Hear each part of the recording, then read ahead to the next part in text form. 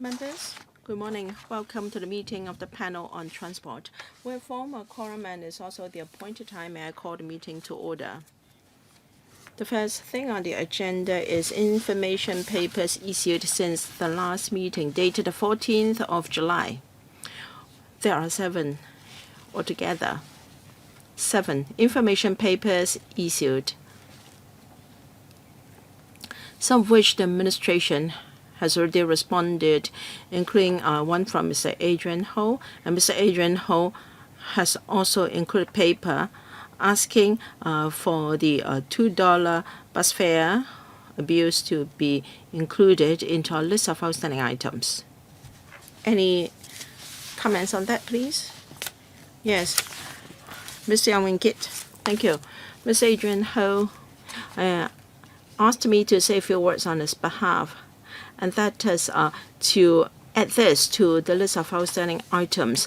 There was allegations that there were misuse of the $2 concessionary fare, and then with the change in arrangement, the KMB may make profits out of it, and we would like to discuss this.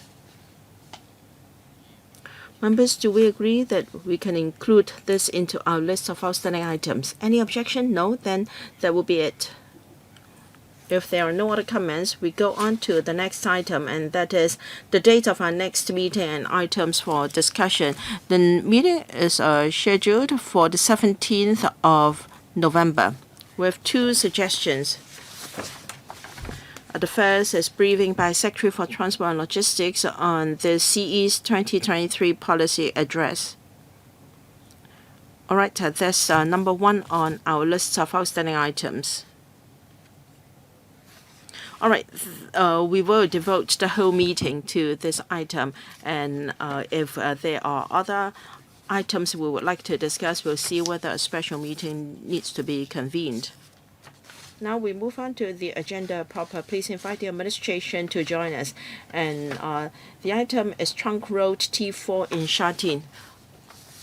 Amy, you're so busy nowadays. The administration has prepared a PowerPoint presentation for us. To brief us on the details of the project, may I remind members that in accordance with our OP 83A, if you are direct or direct pecuniary interest in any of the item on the agenda today, please disclose the nature of the interest involved before you speak. All right, when the administration is ready, I will give the floor to Ms. Amy Wong. Mr. Michael Tian. All right, please press the request to speak button now. Ms. Amy Wong, please. Thank you, Chair. Members, we're here to consult members' views on the upgrading of 705 TH Trunk Road T4 in Sha Tin to Cat A. Now for Tai Po and Sha Tin, covering Tai Chung Kil Road, Fort Town Road, Sha Tin Road area sections, and during peak periods, the traffic flow is very high, and traffic is rather slow, given that there will be further development in Ma On Shan in the future.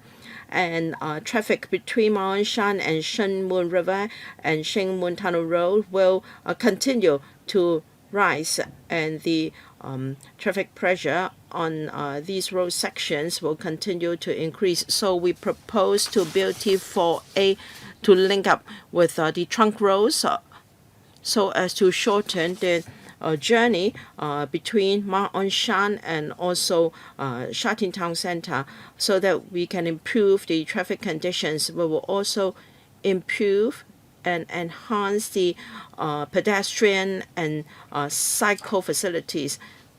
In the interim, we expect to spend about $7.1 billion on the project. We hope members can support our paper so that we can submit an application to the PWSC and then FC.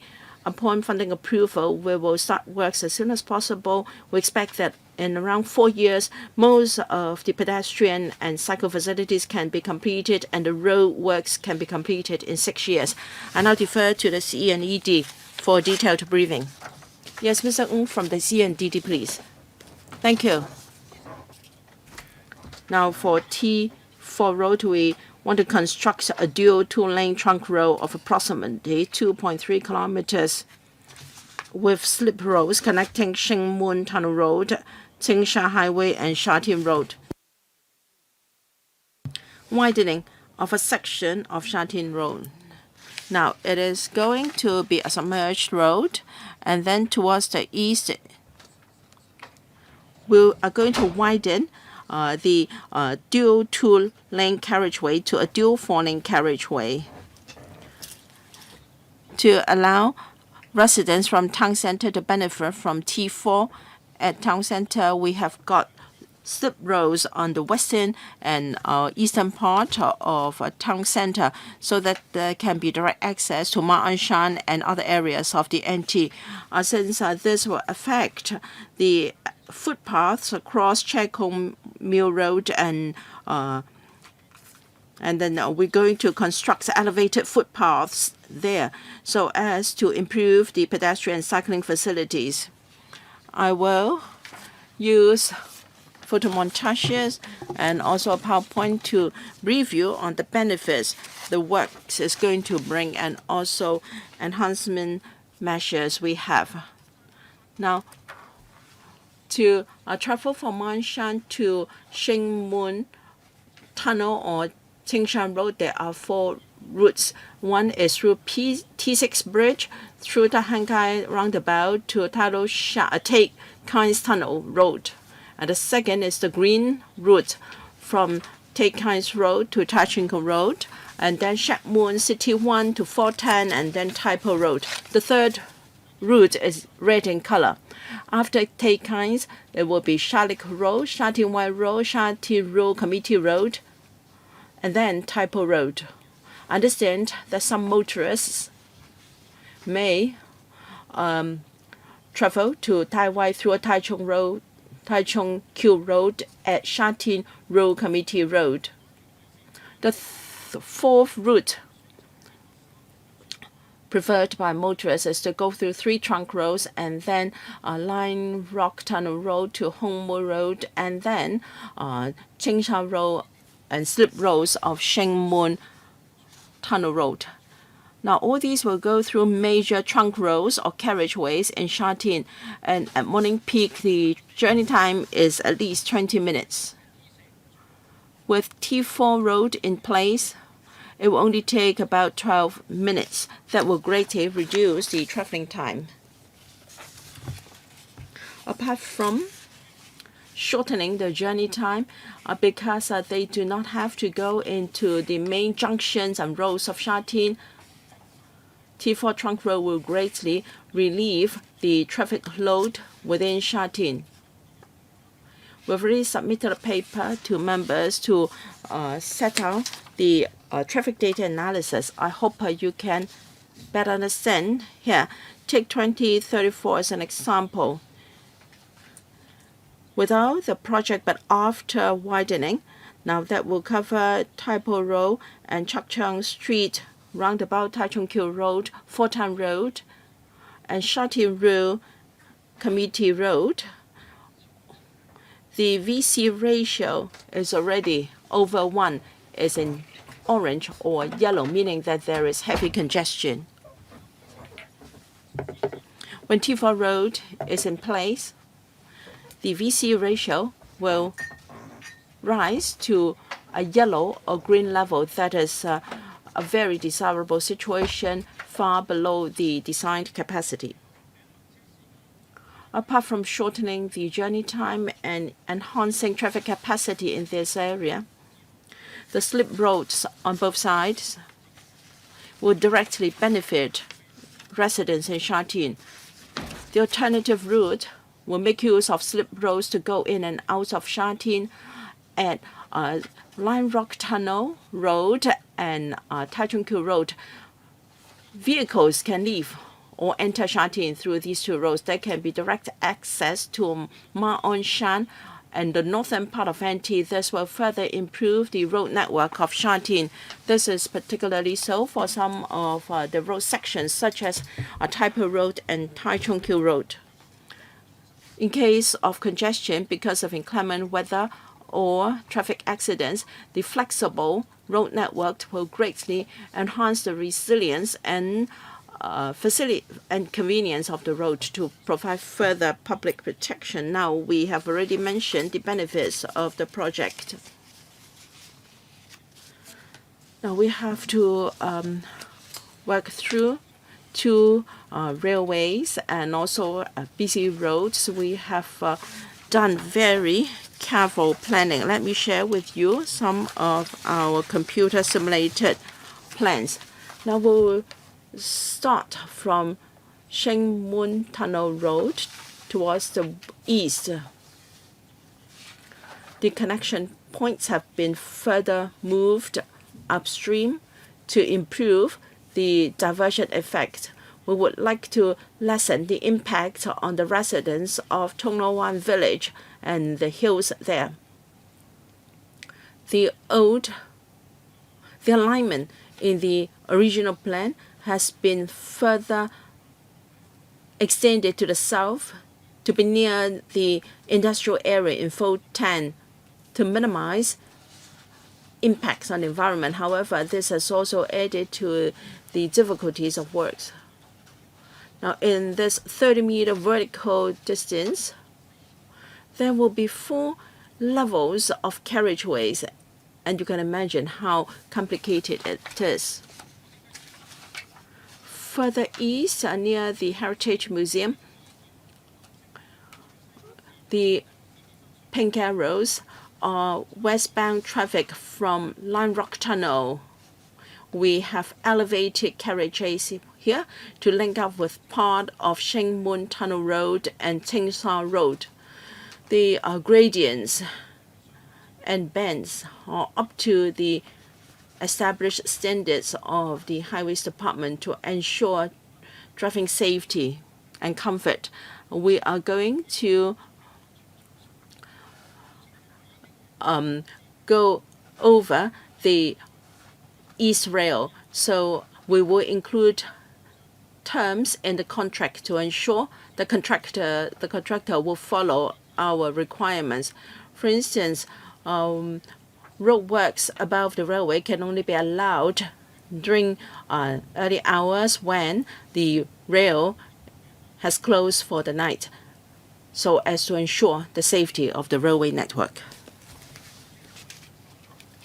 Now, we turn to the elevated carriage viaduct near the Heritage Museum. We have taken into account the local environment in choosing the locations of the bollards and pillars.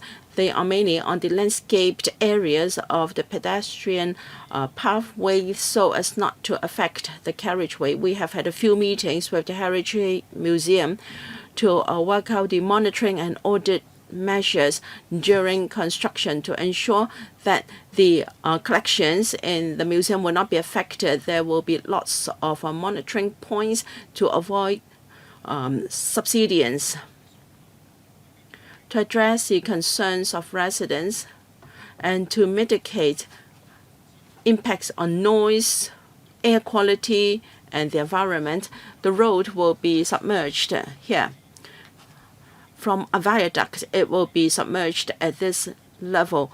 And near major residential developments, there will be noise barriers erected without affecting the visual impacts of the residents. I'd like to show you our original design and also the improved one. In the original plan, the road is at 27 mpd. After we have changed that to a submerged road, then after it has crossed the Yuen River, the MPD is lowered to 7 mpd together with our noise barrier. In fact, it is just at 15 mpd, 10 meters lower than the original design.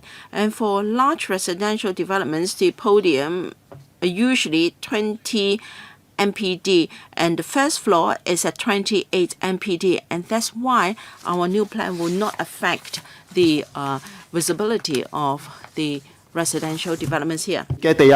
Further east, you can see that next to the 2 underpasses, we will reposition the rest gardens and plant trees to improve the visual impact. It will integrate the underpass into the environment, and the two greening areas will provide natural barriers for residents nearby. This show the slip road eastbound for members' reference.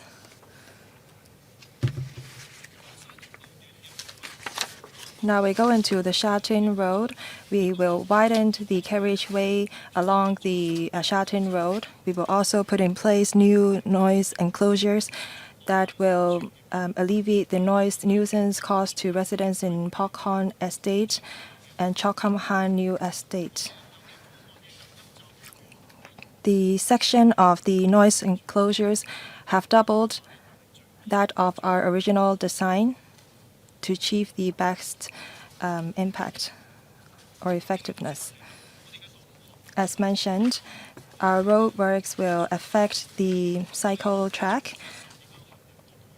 When we are provisioning the walkways and cycle path, we will try to improve those for the benefits of the residents. We will build lifts and barrier-free facilities.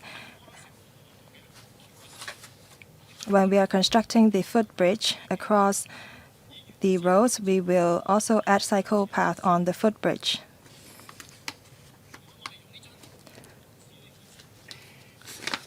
This is the current situation of the cycle path network. There are 3 elevated cycle paths, including ones outside Manlai Kok and Choi Yung Bridge. From Manlai Kok to Lik Yuen Bridge, there is a certain section of the footbridge that could not be used by bicycles. The proposed elevated cycle path is at the central part of the river, and that will fill the gap of the misconnection or disconnection of the cycle path in the area. Hopefully, through my presentation just now, members will know about the benefits of the newly proposed design, and that we have shown that our team have tried our best to improve the design plan to respond to the demand from the residents and to provide a better environment. This slide concludes the 8 improvement areas of our plan that I've mentioned in my presentation just now. In the $7.1 billion of the project cost, most of it involves improvement of the environment and beautification. We want the residents to make use of the facilities as soon as possible. So as mentioned, we ask the contractors to complete the walkways and cycle path in 4.5 years. I appeal to members to support our plan so that we can consult the Public Works Subcommittee and Finance Committee in the coming 2 months, and that the construction work can start as soon as possible. Thank you. Thank you. I will read out the order. Michael Tian, Kenneth Lau, Stanley Lee, Luk Chung Hong, Lam So Wai, Dennis Leung, Andrew Lam, Chan Shu Hong, Tony Che, Yu Pak Len, Chen Han Pen. 11 members are waiting to speak. 4 minutes, including question and answer. Mr. Michael Tian, please. Thank you, Chairman. Today, the government said that this Tai Po Road and Sha Tin Road, especially the part near the Shingmun Tunnel Road, in morning peak hours in 2032, the VC ratio should be as low as possible, or the design to flow capacity should be as low as possible. Without the T4, you said that during the morning peak hours, it will go to 1.22 for the VC ratio. After construction of the T4, the VC ratio would drop to 1.02. So we must go ahead with T4.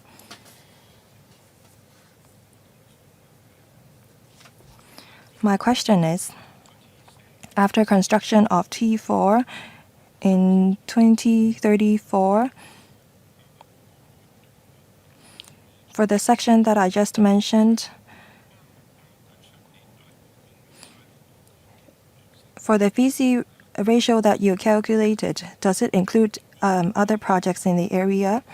If it does not include, then it shows the effectiveness of T4.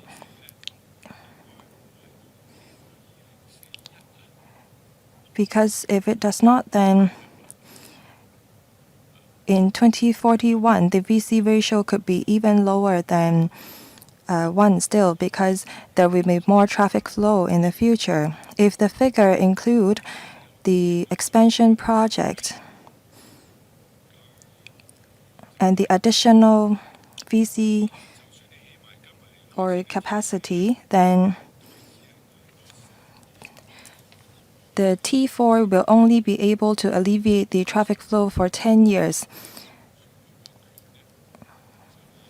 And in 2041, the section between Full-Time Road and Sha Tin Road Committee Road will go beyond 1. And further 10 years later, the situation will even be worse. You mentioned one Sha Tin bypass to solve all the problems together.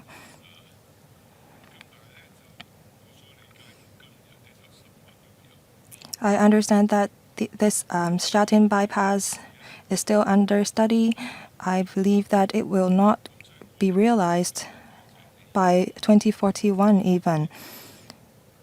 After obtaining funding for T1 or T4, and if this VC ratio includes the capacity brought about by other projects, then it's not as effective. And I would like to know about the progress of this Sha Tin bypass. When will it be completed? Thank you. Amy, please. Thank you for your question. These figures include the Sha Tin Road expansion project. It's been included. Member mentioned the other project that we have, that is a Sha Tin bypass. Earlier this year, we conducted consultation on it, and by the end of this year, we will put out a blueprint on the project to detail the comments that we received during public consultation. Meanwhile, with regard to the project, we are conducting preliminary work on planning, design, and investigation work. After completing these preliminary work, we can better understand the timetable. So currently, we are unable to tell you when the Sha Tin bypass will be completed, but according to the figures, we must construct the T4. Otherwise, the traffic situation will even be worse.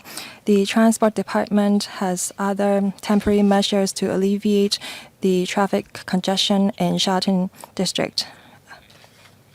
Transport Department colleagues, please. Perhaps there will be other members who will put similar questions.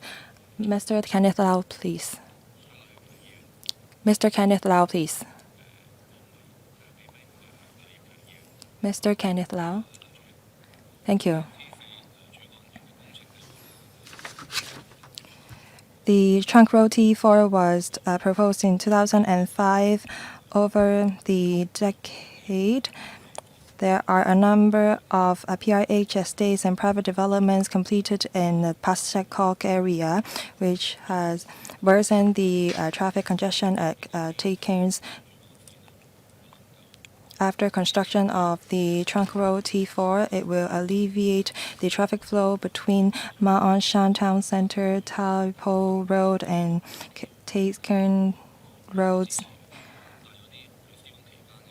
I support this project. I have a few questions relating to the construction on noise barriers surrounding the schools. According to the briefings in 2019, I saw that there are a number of schools next to the construction sites. including the Lokto Secondary School, St. Margaret's Girls' School. The construction period will last approximately 6 years, so I am worried that the noise will affect the student seating for the SE. After or apart from noise enclosures or barriers, do you have other measures to alleviate the noise nuisance caused to the schools? Thank you. Perhaps the CEDD will take the question. Mr. Michael Leung, thank you for a question. For the noise pollution during construction site, it's true that there are a few schools next to the site. We will ask the contractor to, during the period of construction, act in accordance with the conditions under the environmental permit issued by the EPD. We will put in a number of noise alleviation measures. Noise enclosures is just one of the measures that we have. We will have some quiet equipment, and we will also make use of AI to mitigate works involving noise. And we will also have community liaison team to keep in touch with the schools. Say, for example, if there are works that have to be undergone during examination period, we will work with the schools to reschedule those works so that we can work around the school schedule.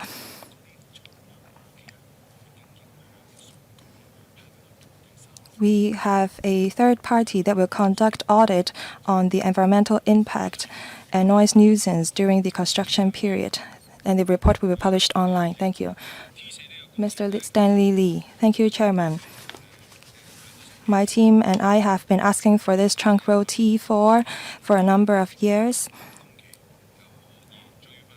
I'm glad to see that it's now being realized. I hope that the construction period can be compressed for VC ratio. I understand that there will be new residential development in Pak Sek Kok, and in Shap Se Hun there will be another large-scale residential development there. After construction of T4, will it be the case that the traffic capacity will be saturated, as mentioned by Michael Tian? Apart from waiting for the Sha Tin bypass, will you have other measures to solve the problem? For new trunk roads, we need to have a panel showing the journey time. It will help the drivers. My fourth question. There is a slide on T6 bridge that is connecting between Ma On Sha and Ma Liu Shui, where the university is. I hope that from Nganshan to Ma Liu Shui, you can have a slip road leading to the horse racing ground. Will the government consider it? My fifth question. The residents of the River Park have been concerned about the impact brought about by the construction site.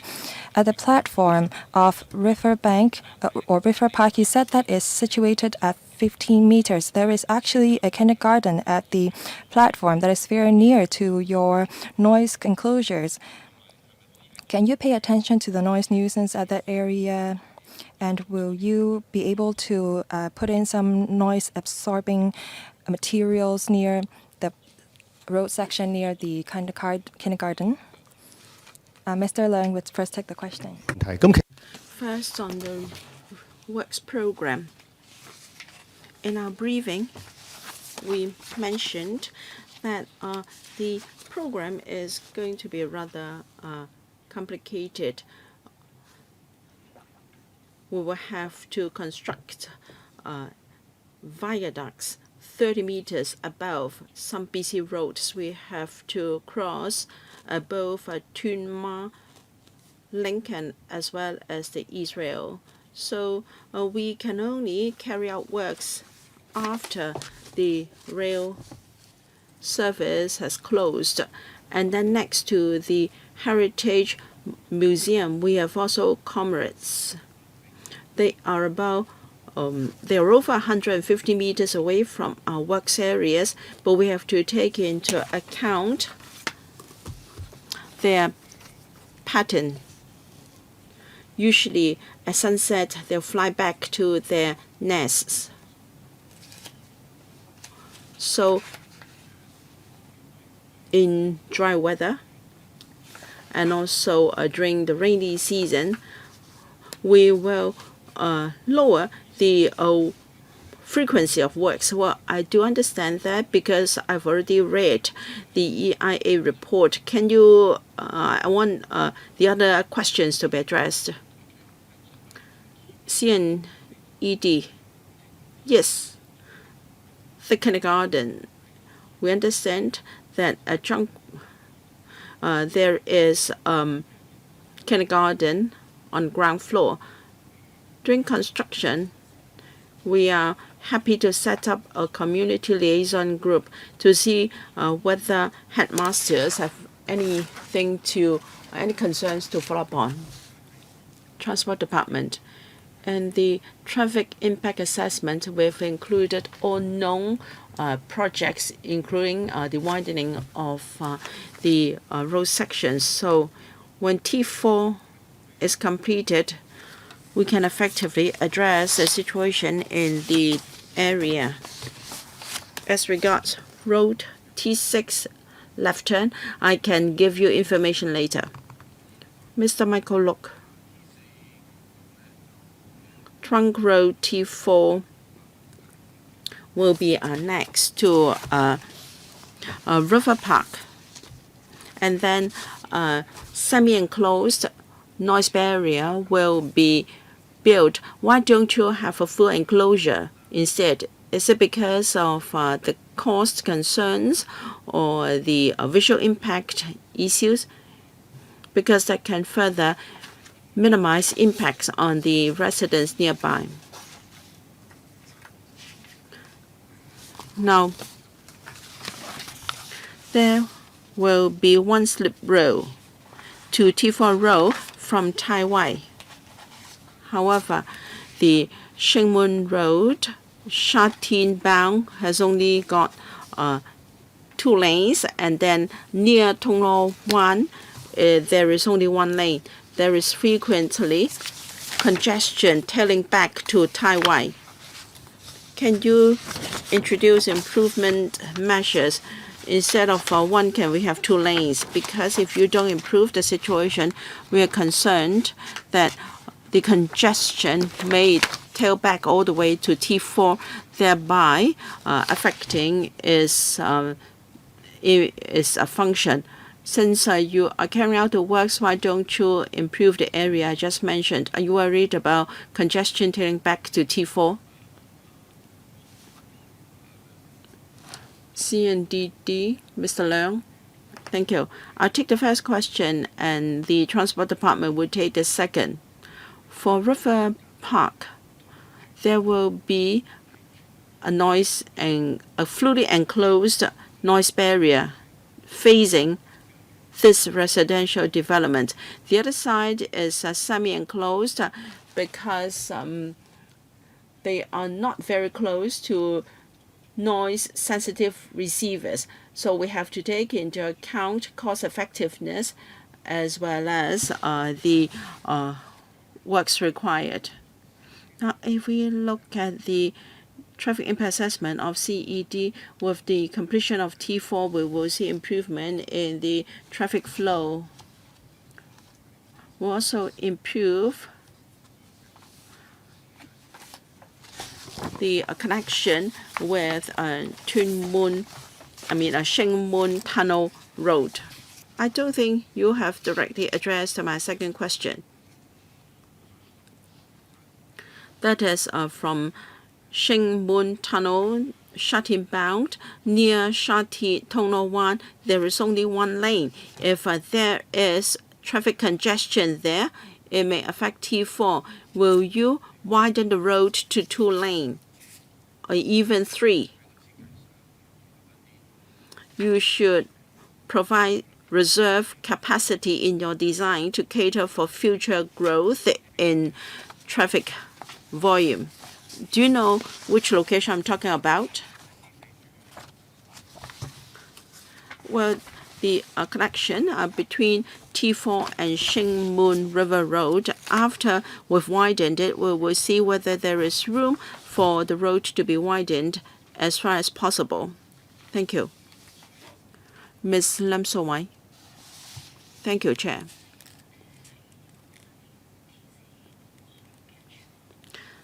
For the T4 Trunk Road, I think it has really good news to residents of Ma On Shan. But you're going to spend $7.1 billion on the project. This is very costly, and it will take 6 years. Can you compress the working time, and can you lower the construction costs, please? T4 involves a lot of road sections, and the network design is quite complicated. Can you add signage? Because for Sha Tin Town Center in particular, near Sha Tin Road Committee Road, for Tai Po northbound, you should add signages to tell people whether they should turn left or turn right, because even professional drivers can make a wrong turn and go to Tai Po Road instead. For noise barriers at different sections, there are submerged sections. And at certain sections, the road is quite near residential developments too. Will there be noise barriers or facilities to minimize noise impacts on residents? During construction, there will be impacts on Sha Tin Town Center, Tai Chen Kill Road in particular. Take 3 or 4 p.m. yesterday's example, congestion already started. Will there be any app or signage to let motorists know which section of Sha Tin is more busy at the time being, so that when we travel from Admiralty or Central to Sha Tin, we can avoid those sections. I find Sha Tin always congested when I go there. So can there be more advice for drivers to avoid traffic congestion? Because the area is congested daytime and nighttime. Can there be some response from the administration? Thank you. The construction cost. Mr. Leung from CEDD, please. Thank you. Now we can use this slide to explain to members the reason for the construction cost. In 2006, we will talk about $1.1 billion.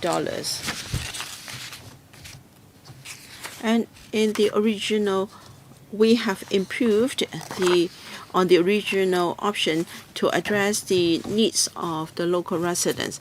At first, it was northbound at Tongluan, and then southbound as well. At first, the road section proposed was only 1.7 km, now is 2.3 kilometers, an increase of 35% in length. For the original option, we travel over the railway at this point, but now it will be at a much higher height. And originally, there were no slip roads. Thanks to the views of the local community, we are going to include slip roads, and that will also cost money. And then we will pass the bridge of River Park at 27 MPD. We have a lower submerged road, and so it's also more expensive. We have also extended the road on the other side. Now, taking into account inflation over the years, I think the current budget is rather reasonable. Can you be more concise in your response, and please don't move the pointer too much. It's too dizzy. All right. Thank you.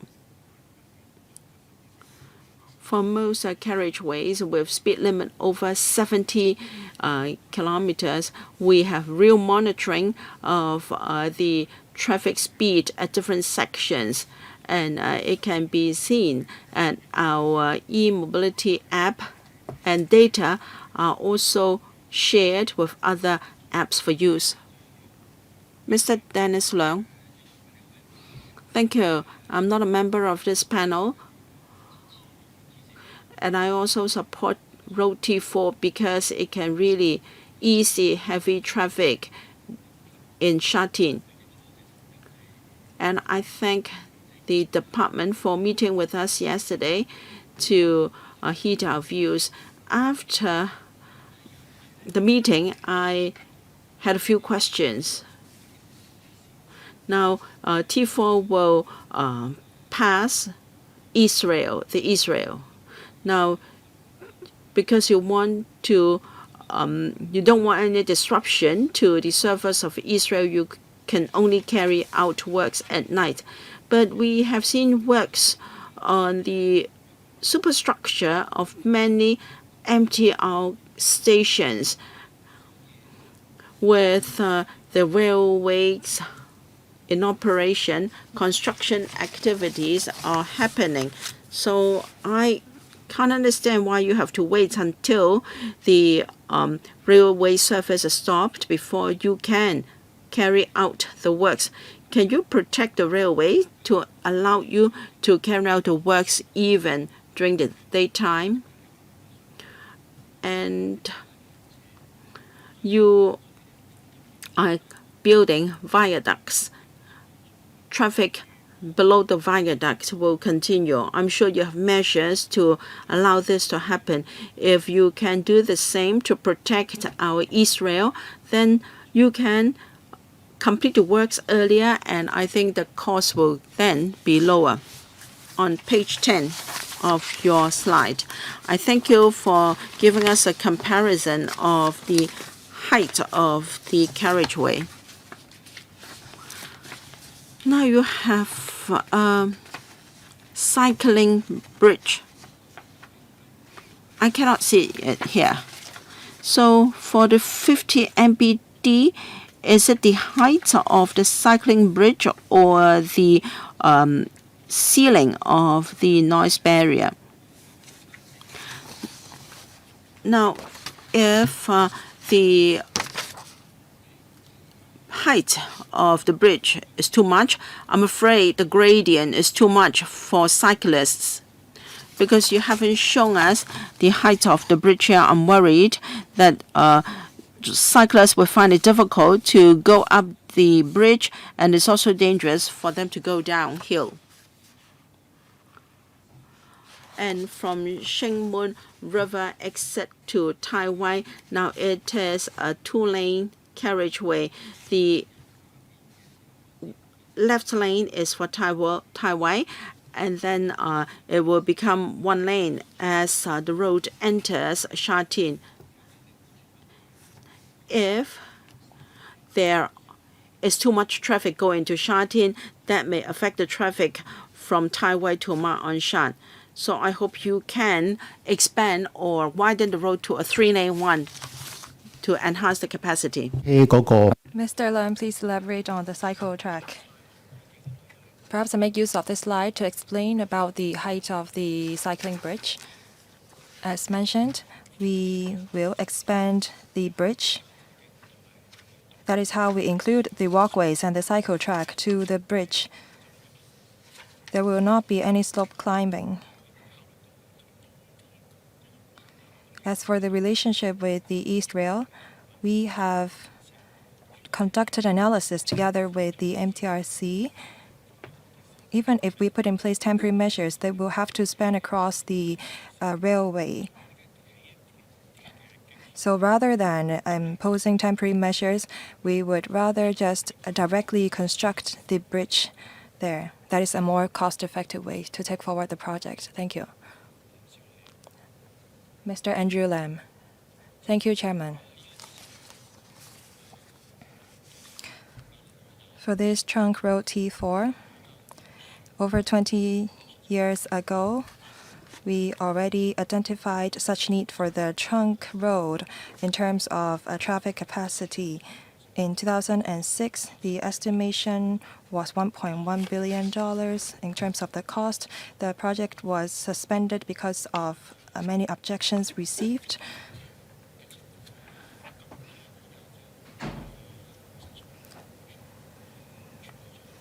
Because of this, I handled a complaint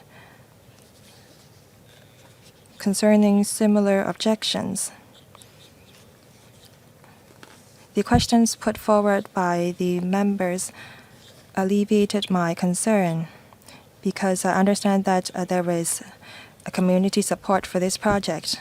I would like to ask the government, with the objections, is there any supporting or supports for this project, and what have you done with the objections?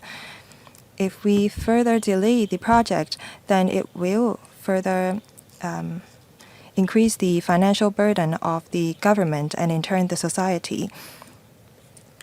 So I would like to know about what you've done in terms of communication with the residents who object to the project. Thank you. Mr. Lam, please. Mr. Michael Leung. Mr. Michael Leung.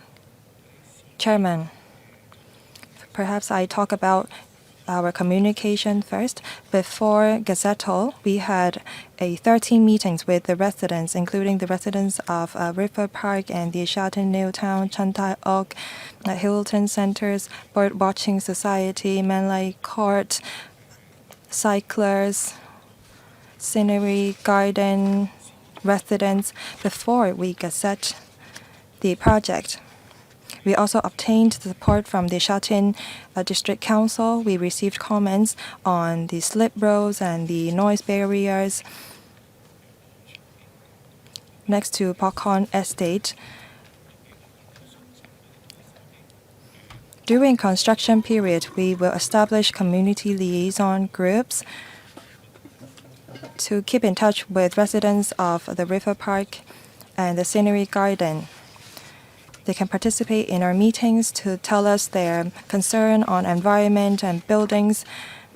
We will set up monitoring spots for them to look at the progress of the construction.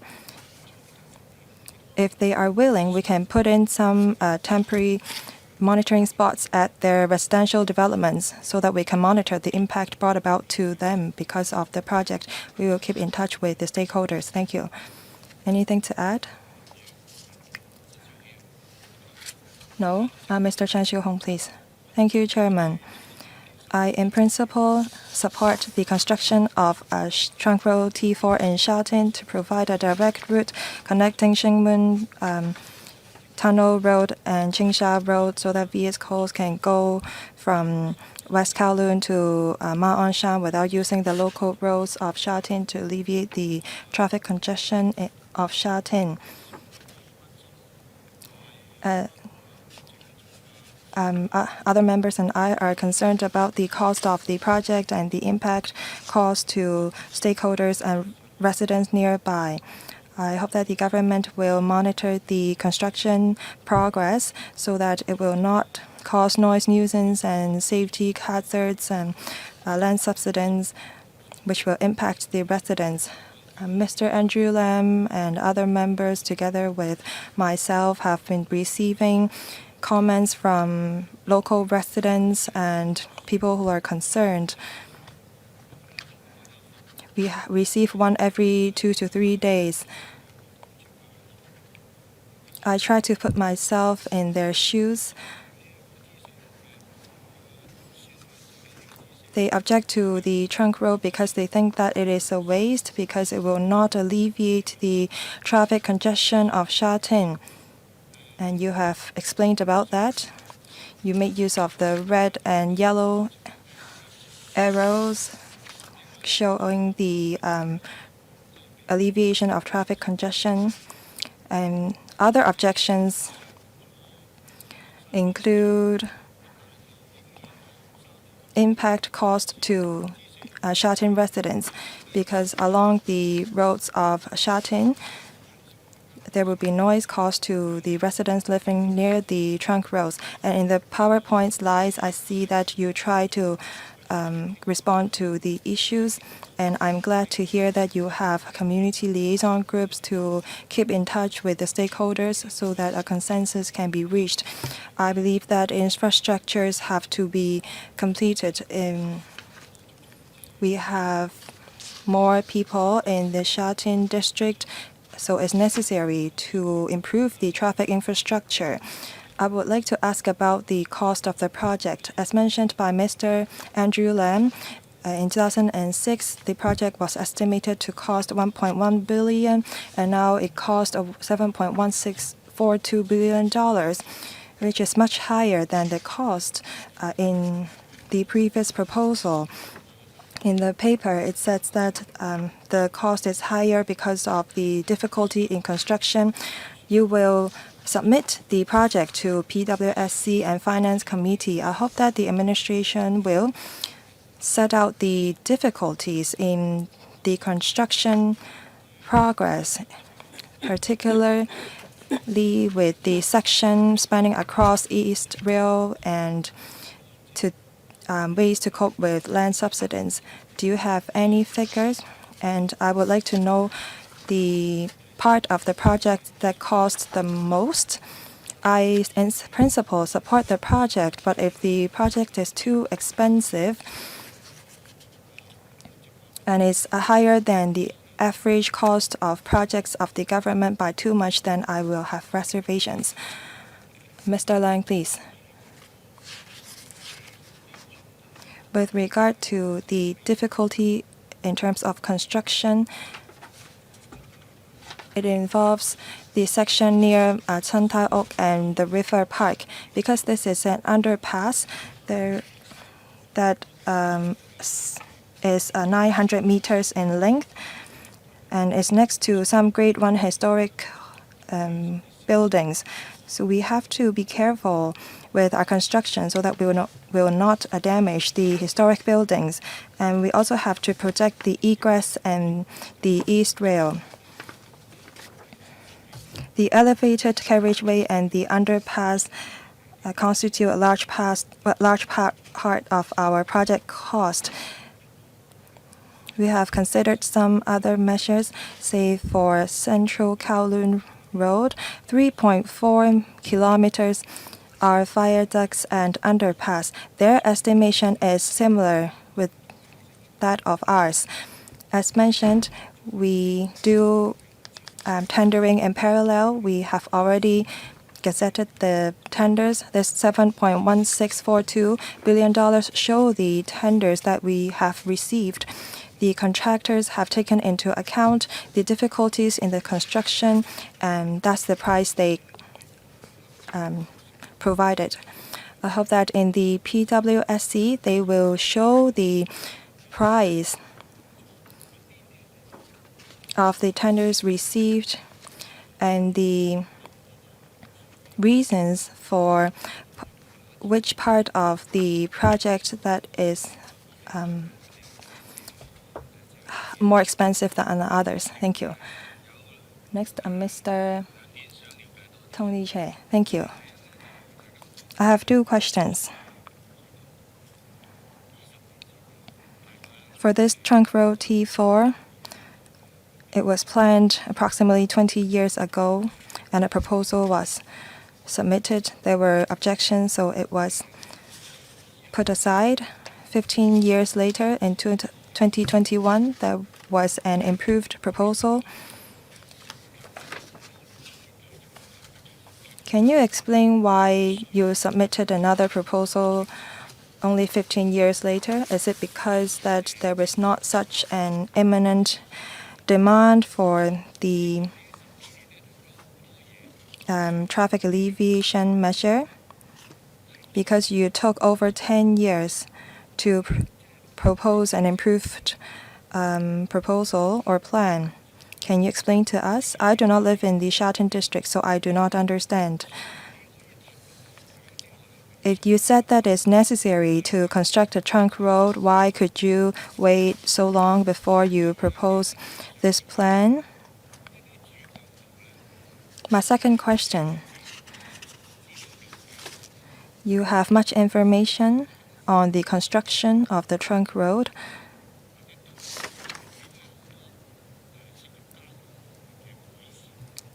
I believe that you have other traffic or road improvement projects in Shatin District.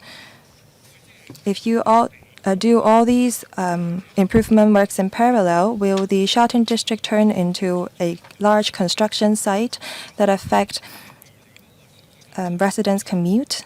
For the Tai Tunnel, you are about to improve it in 2025. And you will expand Shatin Road and add 2 ways to it, and which will be completed next year. I hope that you can present your information in a better manner so that residents would not feel that they will have to endure their community being turned into a construction site for 2 years. Thank you. Mr. Leung, please. The member is concerned about the traffic management during the construction site. For large-scale construction, we have a TTA, temporary traffic arrangement. We work with traffic or transport department and the police and submit the relevant arrangement to district council and stakeholders so that they can review our TTA before we implement it. In the interest of time, I understand that they will do TTA, but I would like to know if there are multiple projects that will be going on in parallel. Are there other projects that are going on so that when you start this project, those other works improvement will be completed so that there will not be a lot of works projects going on in parallel.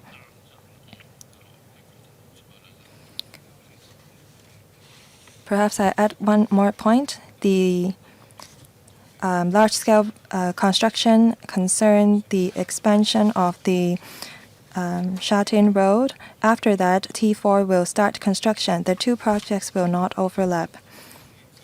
Can you supplement with these figures?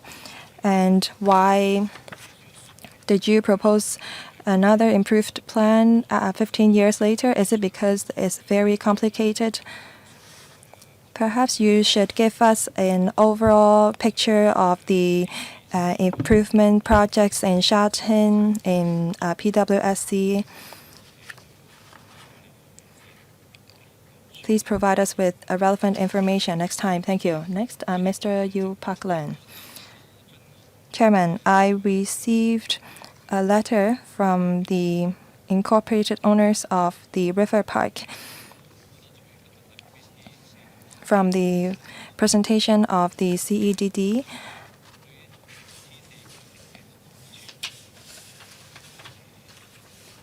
I understand about the advantages of the trunk road T4.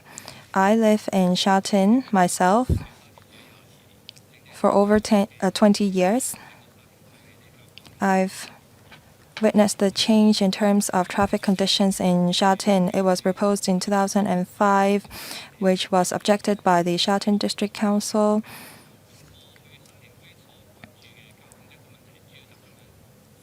The traffic issues mostly are at the Lions Rock Tunnel and Tai Lam Tunnel. And the traffic congestion in other areas have become even more serious recently. After commissioning of the Changsha Tunnel, there are more vehicles coming to Shatin to go there to use the Changsha Tunnel. I'm not a resident of Ma'anshan, I hope that the government will explain more about the roads construction at Ma'anshan.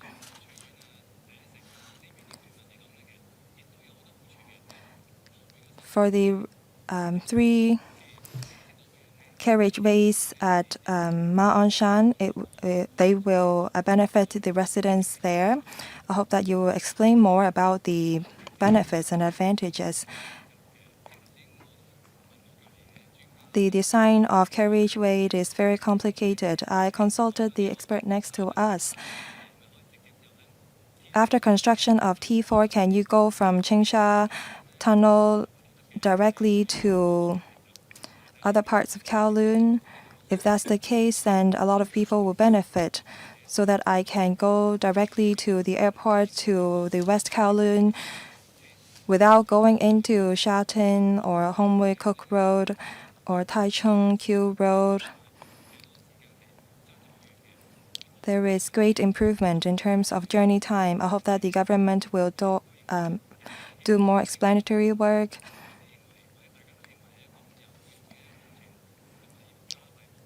As everyone thinks that this is a good project, we should expedite it.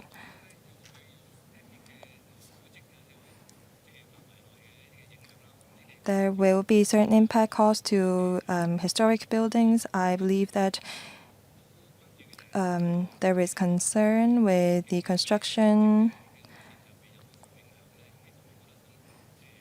Will that affect your alignment? Thank you. Mr. Lau, as mentioned by our colleague, T4 can help to divert traffic from Ma'anshan to Changsha or Shengmun Tunnel Road. The journey time can be shortened by 12 minutes. In the AM, the journey time can be reduced from 15 minutes to 10 minutes. This is not just for the benefit of Ma'anshan, even Sha Tin as a whole can benefit. Mr. Ng, thank you.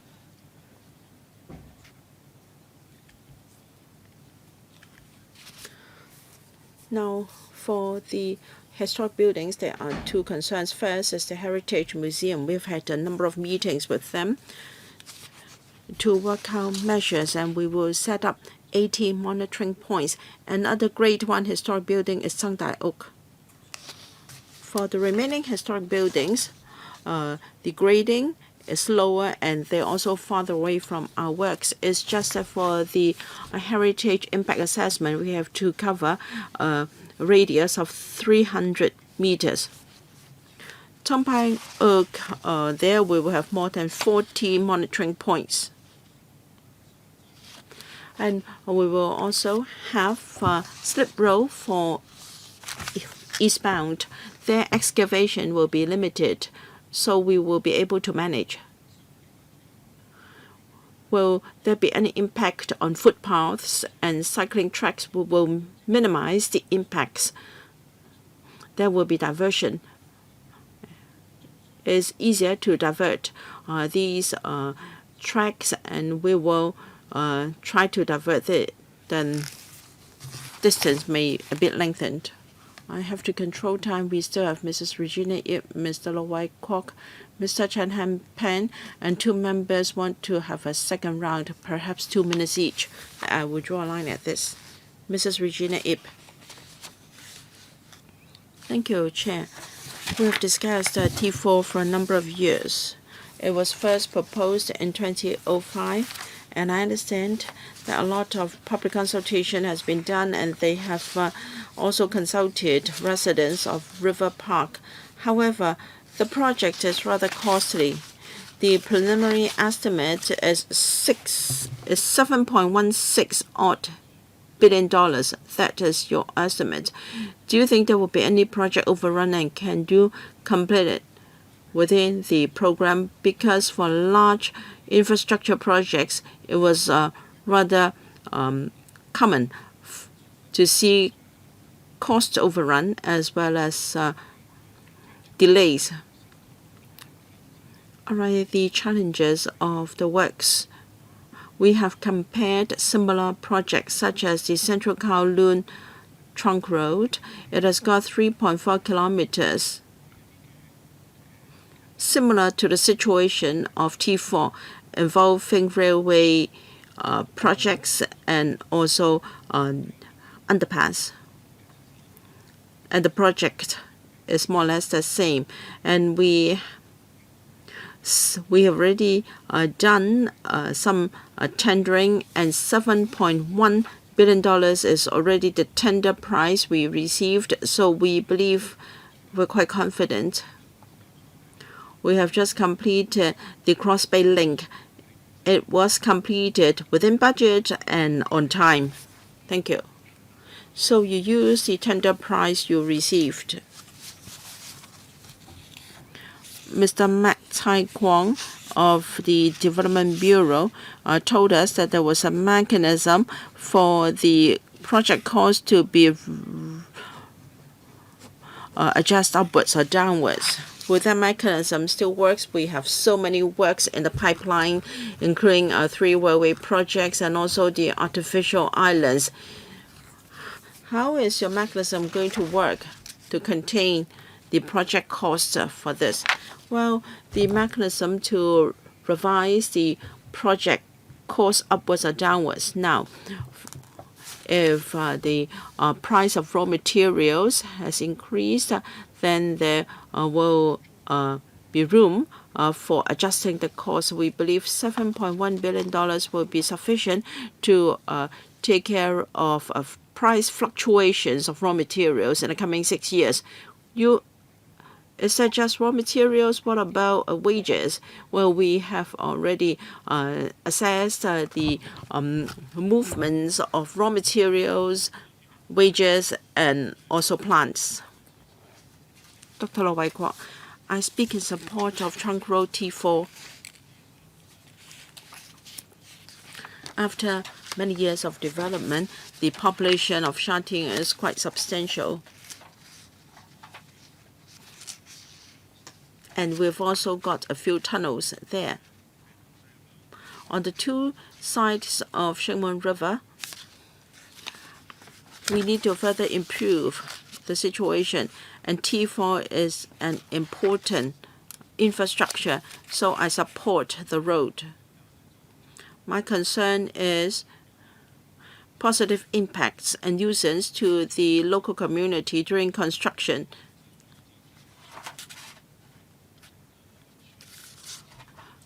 Colleagues from responsible for works have tried their best. There are various types of works being carried out in Sha Tin, but there is always proper transport and traffic network available. I think the relevant works departments have tried their best to ensure that there is no disruption to traffic there.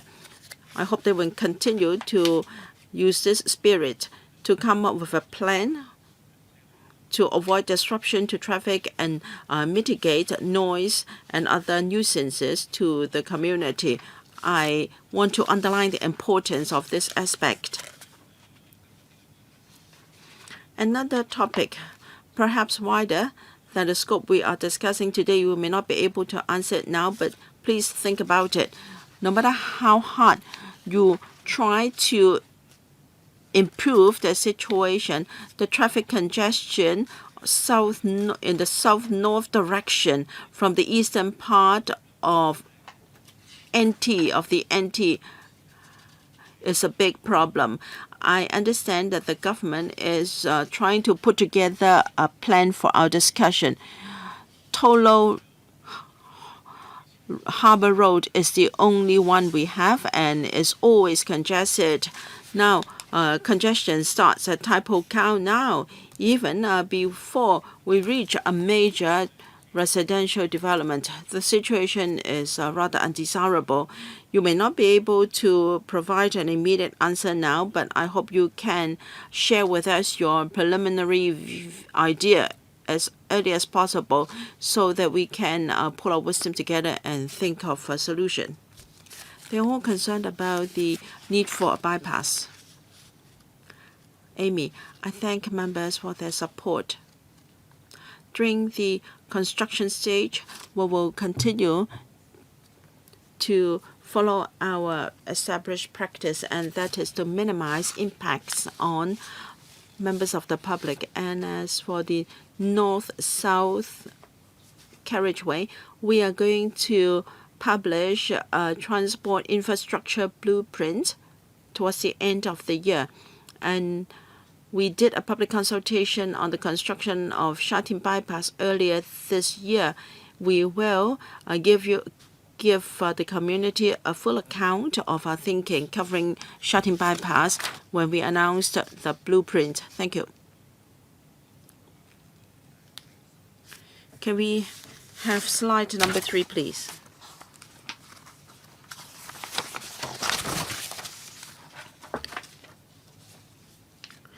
We can see here that with T4 constructed, most cars will use T4 to Qingsha Tunnel as well as Xingmun Tunnel. There are 4 roads. Now, in future, there will be 4 tunnels here. Will that overload the traffic of would it overload the traffic network of Sha Tin? With T4, whether we are talking about evening peak. Now, for Ma On Shan bound traffic, T4 will lead the cars to Sha Tin. Sha Tin Road is a 2-lane carriageway.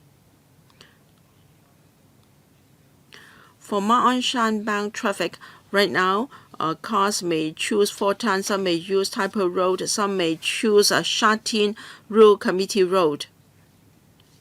In future, they will all focus on Sha Tin Road, which is a 2-lane traffic.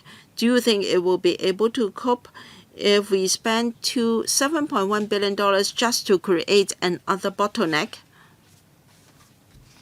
Have you done any assessment of the traffic volume of Sha Tin Road and Tai Po Road? Should there be a bottleneck here in the future, what is the room for further widening of the road here for Ma On Shan bound traffic?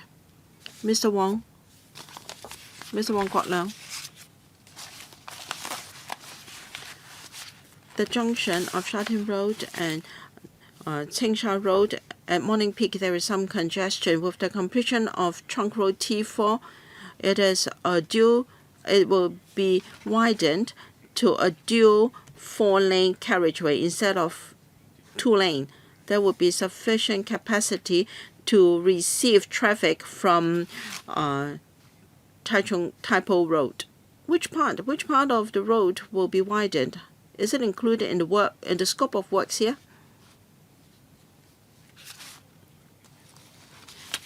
You will widen a certain section of Sha Tin Road, right? Can we defer to the CE and DD? Mr. Leung,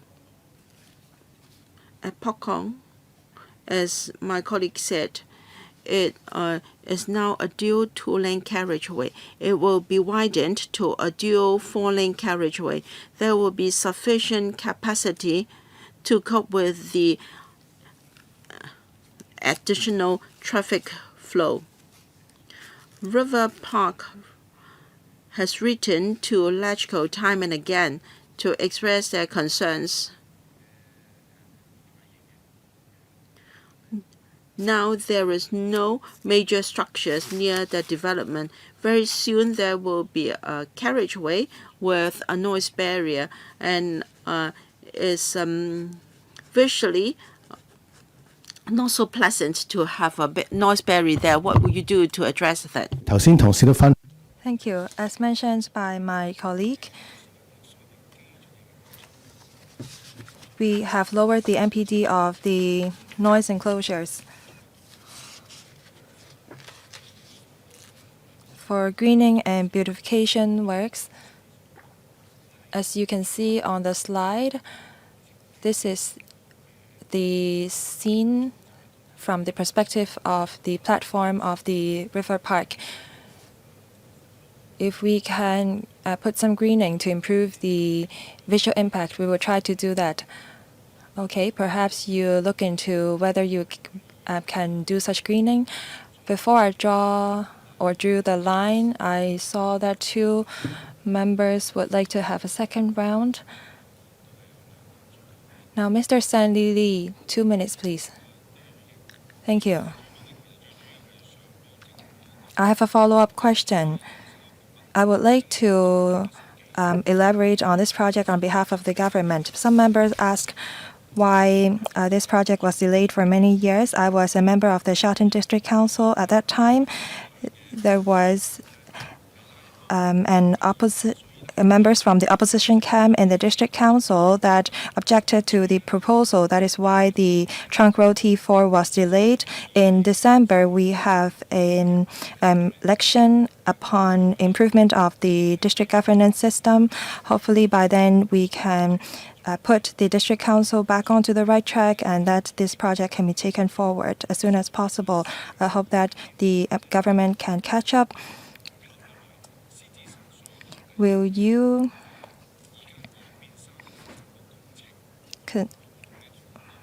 consider taking forward the 2+2 and 3+3 Lion Rock Road or Lion Rock Tunnel construction projects in parallel with this project? Thank you. For the widening work of the Lion Rock Road is another project. Similar with the T4 project, during construction period, we will ensure that the carriageways will not be affected. I hear members' view. When we take forward the Lion Rock project, the team will work together with the team working for T4 so that residents will not be affected. Thank you. Mr. Dennis Lang. Thank you, Chairman. I have a follow-up question on the Shingmun Tunnel portal. T4 project will not cover that, I understand. Can you look into that because you are turning a dual 2-lane carriageway to a dual 4-lane carriageway? It will affect the carriageways nearby. And you did not answer my question on the East Rail. I hope that you will look into that. If you only have 2 to 3 hours in the morning for construction, I don't think that the members of the public will be able to accept such a timetable. Can you put in some protection measures protecting the railway so that you can construct in parallel? They are doing that when they are constructing residential development on top of MTR stations. Why can't you do the same? I think that the government should also work towards lowering the construction costs and that you can have your construction conducted in the daytime. Thank you. We will work with the MTRC for the Taipo Road widening works. We are faced with a similar issue. We attach importance to the safety of our railways. That's our top priority because that will affect a lot of people. We will try to work with the MTRC so that we have more time for construction. That's our target as well. Thank you. Thank you. So we all support this proposal being submitted to the PWFC. If there is no further comments, then you can do so. There are some members put forward by members. Hopefully you can address them in your proposal to PWFC. Now we move on to the next agenda item. That is the Universal Accessibility Program.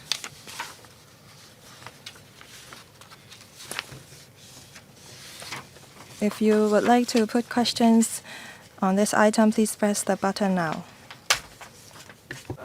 好，我哋請 Let's invite the government officials to enter.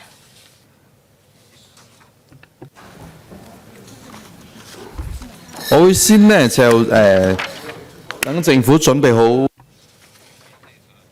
I will allow time for the government officials to prepare their PowerPoint presentation first. 我哋個會係去到幾點？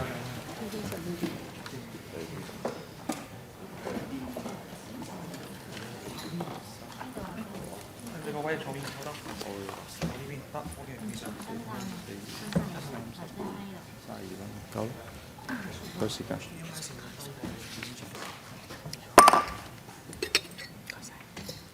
各位委員，由於我哋個 Members, as this meeting will end at 12:45, I would like to remind members, if you would like to speak, please press the button now. I will draw the line after the first member has spoken. I now invite the government officials to walk us through the paper. Deputy Secretary Ms. Amy Wong, please. Thank you, Chairman. Together with colleagues from the Highways Department, we report to members on the latest progress of the Universal Accessibility Program and the work plan of the government in 2024 to 25. The government has been installing barrier-free access facilities at public walkways to proactively provide more barrier-free access to elderly and disabled people. Since 2012, the scope of UA program has been expanded. There are 385 projects. Half of that have been completed. That is 193 have been completed. There are 165 that are ongoing.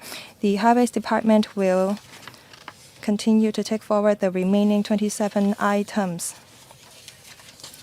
We target that in the coming 3 years there will be 133 items completed, and that will be open for the use of the public. To respond to the needs of the public, the Highways Department have been expediting the UA program and adopted measures to enhance project planning and management, including making use of new engineering contract form of contractor early involvement project and the adoption of a modular integrated construction (MIC). The Highways Department are trying to optimize this design, including improving the design of the lift to facilitate the use of the wheelchair users and the resilience against inclement weather. To pay for the construction cost, we estimate that in the 2024 to 25 financial year, we need $846 million. We hope that we can gain the support of the members. Now, I would like to invite my colleagues from the Highways Department to give you a presentation. Mr. Ng from Highways Department, Mr. Patrick Ng. Thank you, Chairman. Thank you, members. I will report on the latest progress of the Universal Accessibility Program and the work plan of the government in 2024 to 25 with the aid of a PowerPoint slides. In August 2021, the government put forward this UA program and expanded to cover more walkways. As mentioned by the Deputy Secretary, this is the progress of our UA program. There are 193 that have been completed, 165 are under construction, and we are pressing ahead with the implementation of the remaining 27 items. There are 70 items that are entering the construction site. 12 items will be completed in 2023, and 133 will be completed over the next 3 years. To expedite the implementation of the UA program, we have taken the following measures, including pre-construction planning, management of contractors, and adoption of MIC. In terms of pre-construction planning, we adopt a number of measures, including making use of new engineering contract form of contractor early involvement and investigation of underground utilities so that contractors can actively involve in resolving issues relating to underground utilities. We will also act in accordance with the procurement guidelines to tender for constructions.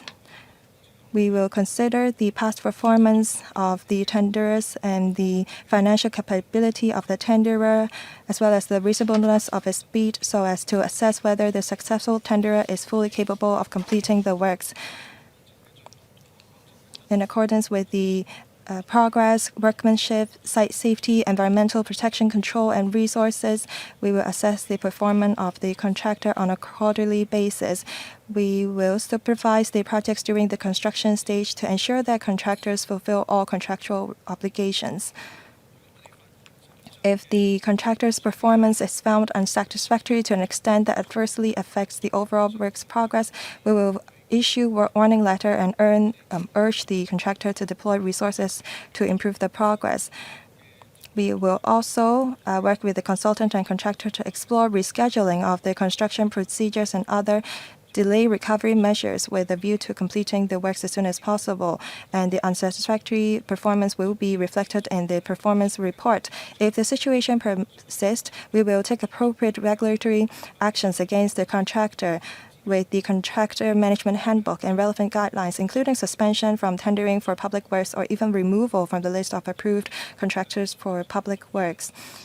Through adoption of MIC, we can have the assembly off-site in assembly yards. This will provide more working space to enhance work efficiency and also minimize the impact of inclement weather on work's progress. When construction is taking place in the assembly yard, other works can take place in parallel on the carriageways. This will expedite the completion of the construction of the lift.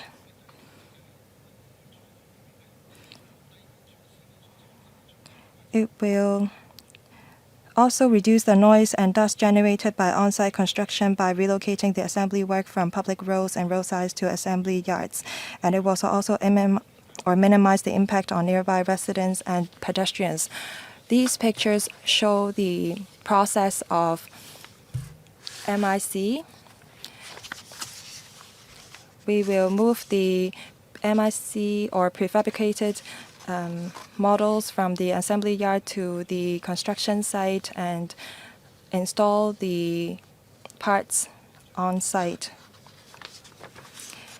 The entire installation can be completed within one single night, which will alleviate the impact brought about by the temporary traffic arrangements. To respond to the needs of the members, we have been exploring and implementing various enhanced measures. In terms of environmentally friendly and energy-saving design, when we were designing the lift, we considered the comfort of users and policies on environmental protection, energy conservation, and carbon emission reduction. In line with these policies, we adopted mechanical ventilation system as the design standard. The external walls of the lift towers are made of concrete walls or steel structures in appropriate proportions, as well as energy-saving and low emissivity glass materials, which can reflect infrared rays and reduce heat generated by direct sunlight.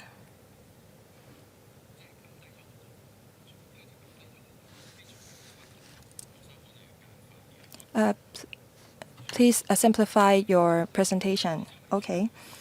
We also install exhaust fan and large-size louvers to extract hot air from the lift shafts or shaft to enhance air ventilation. To reduce the risk of virus transmission, we have introduced touchless lift buttons. To facilitate wheelchair users to have a rear view when they back up from the lift,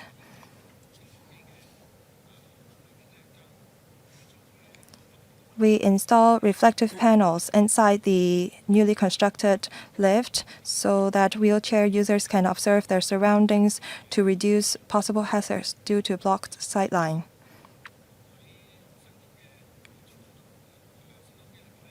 In newly constructed lift, we add a control panels inside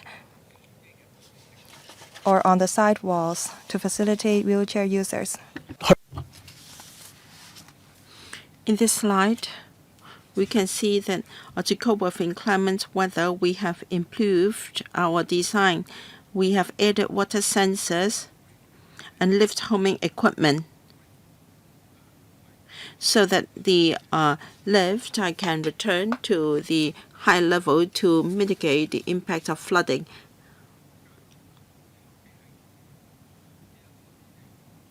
We've also raise the height of the concrete walls and glazing above the ground to enhance the resilience of the lifts. We also want to enhance the cleansing and maintenance of lifts. Without affecting the passage and width of the pavement, we have improved the design of the lifts so as to reduce the distance between the lift and the lift tower from 130 and to 150 to 240 mm to facilitate cleaning. We're also trying out materials, one of which is nano self-cleaning coatings, which can reduce the accumulation of dust and dirt.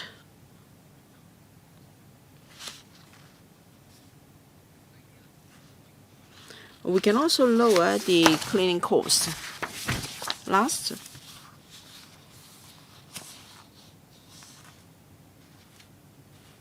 we also have the nano filters to improve the air quality within the lifts and to reduce the need for cleaning. In the budget for the 24-25 financial year, as mentioned by the Deputy Secretary, we will put together an estimated budget of $846 million. Hopefully, we can have the support of members. Thank you. 10 members are going to ask questions, and we have to extend the meeting by 15 minutes to 1 p.m. I read out the order. Mr. Yang Wen-kit, Leung Meng Kwong, Chen Xiu-hang, Tamak Kapil, Chen Hock-fung, An-men, Yu Yim-kwong, Stanley Lee, Yu-pak, Leung Chen-hang-peng. I will draw the line when Mr. Yang Wen-kit starts. 3 minutes each. Thank you.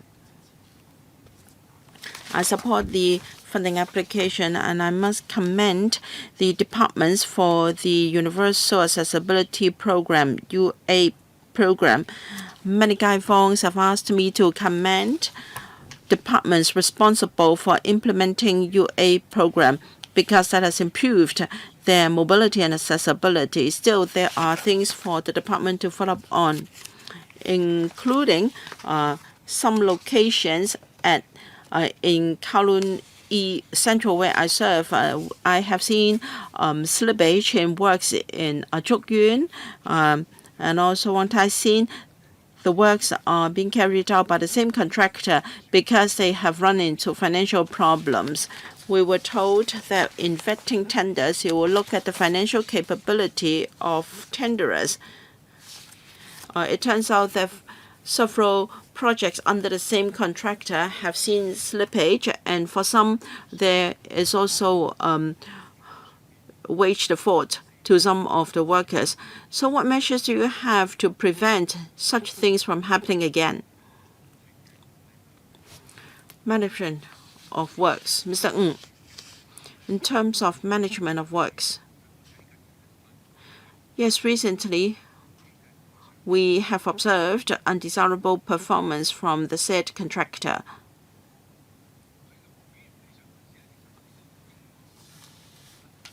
We already issued a warning letter. urging the contractor to deploy more resources to expedite the remaining works. As for the process, we've urged the consultant to work with the contractor to juggle the work process so as to catch up. Because the performance is not satisfactory, following our contractor management handbook, we have already sanctioned the contractor. We have suspended it from contracting for public works. Last week, we had a meeting with the parent company from Gansu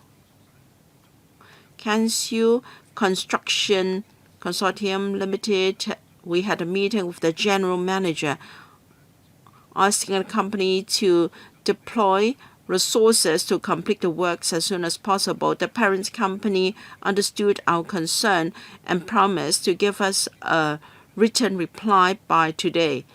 After we have received a reply, we will follow up with the contractor so as to complete the works as soon as possible. Thank you. May I follow up? Of course, you have taken action to trace the parent company, but you cannot do that for all projects. I'd like to know whether you have any mechanism to vet and ensure that these contractors have sufficient financial capability. For such tenderers, they should not be granted any contracts in the future. How can you ensure that you know the real financial capability of these tenderers? Do you have anything in your system to monitor such things properly? Because it's not really desirable to ask you to discuss with them case by case, although I support what you are doing now, but it's not really desirable. Mr. Lam and Kwang, I'd like to follow up on delays of some of the items, the monitoring of contractors and site management. In Annex 3, list of items under the second phase. Now we have seen many footnotes with asterisks, etc. So we can see that some of the projects are already delayed and warning letters have been issued, but for some SHPO, SSP 01 and 02, Taichung Estate, the delay is far too long.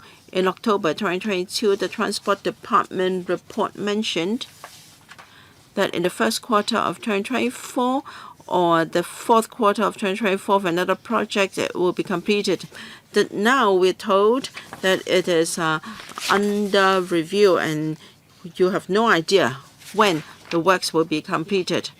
This will affect. Now we all welcome the UA program, but such delays is going to let our people down, because people will feel frustrated. And what has happened to the relevant contractor?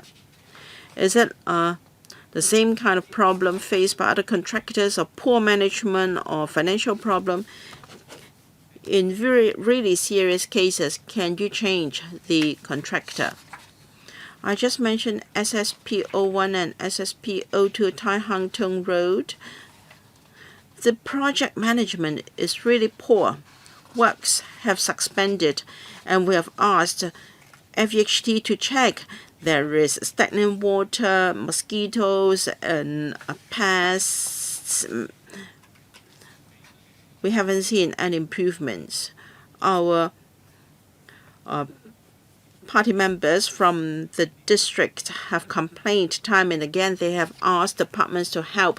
So I'd like to know, how do you monitor the performance of contractors so that they will not create any nuisance to residents nearby? Thank you, Mr. Leung, for your question. Mr. Leung mentioned 9 items. In fact, they're the same project mentioned, same contract mentioned by Mr. Yang Wing-kit.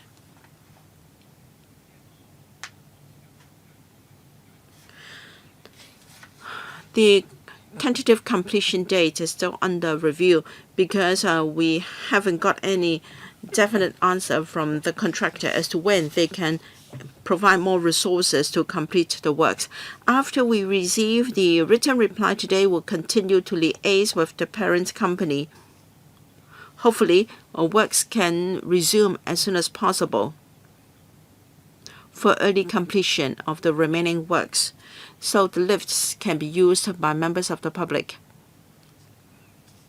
Mr. Leung is also concerned about stagnant water and mosquito infestation at works sites. We have regular inspection together with the contractor. We will urge the contractor to address those issues at once in order to minimize nuisance to the community. Thank you. I hope we can have the tentative completion date as soon as possible. I think you have to press harder because 2 members have commented on poor management of the works. Please also communicate with the relevant members. Mr. Chen Xiu-hong, yes, the UA program is really beneficial to members of the public, to our elderly in particular. So I fully support the UAP. The problem is the project cost and whether the works can be done more quickly.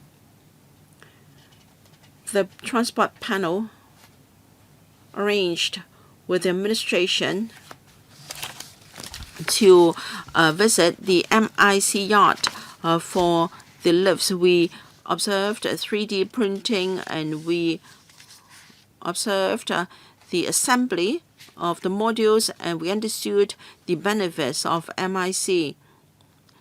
It's much safer, and we can also reduce nuisance to residents during construction. So this is a good thing. The paper has set out a number of measures deployed by the government. There is pre-construction planning, there is MIC, there is contract management and contractor early involvement initiative, etc. All these are good things. I have got 3 questions. Now, this is already the second contract using MIC. I'd like to know that you have the first batch of works and the second batch. I'd like to know whether MIC will be adopted for all future projects under the UAP. I'd like to know whether there has been a reduction in construction costs as a result. Paragraph 11 mentions that there were 43 items under the second phase, of which 12 was already completed. And according to Annex 3, 31 projects are under construction. Some will have the completion date in 2027 or even 2027. How come it takes so long? I understand that for some of the projects is under a problematic contractor, but what about the rest? Is it because they have problems with the underground utilities?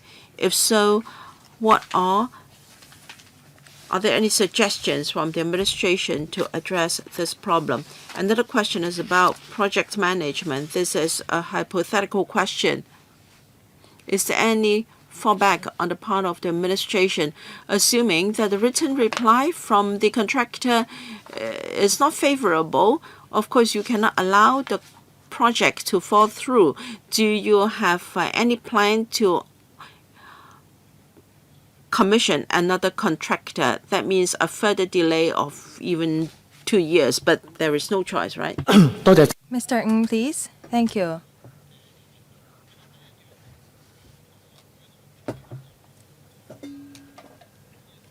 First question on whether or not we will continue to adopt MIC. We will continue to adopt MIC because we see that it has enhanced the efficiency of construction and reduced the nuisance cost to residents. Your question on the number of tenders received.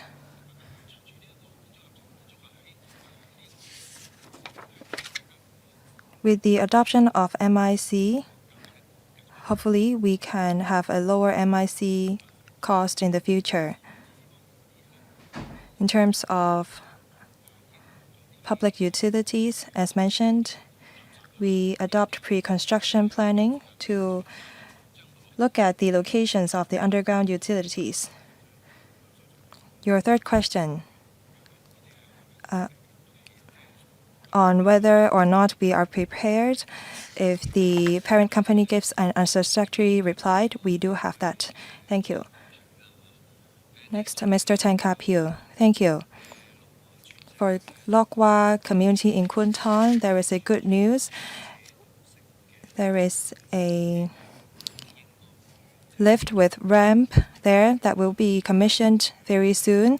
The Housing Authority and the Highways Department will work on it.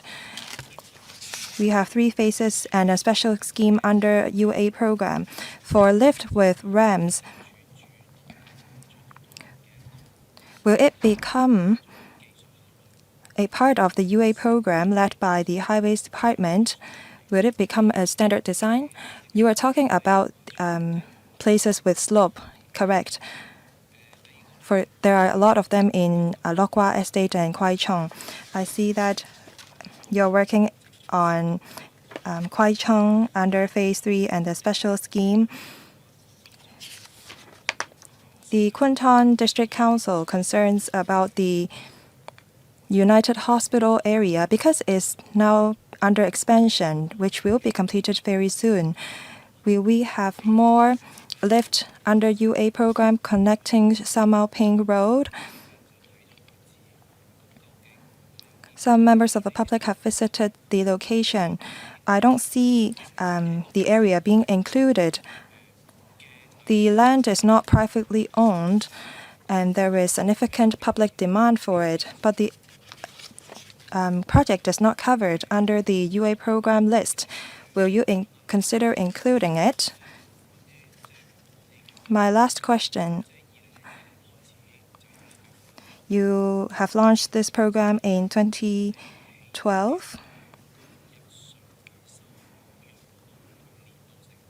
What is the maintenance cost of the lift? How much has the cost increased over the years? I would like to know about the maintenance cost. Thank you. A few questions for Mr. Ng. Thank you, Chairman. And thank you, Mr. Tang, for his questions. You mentioned a lift located on slopes under UA program.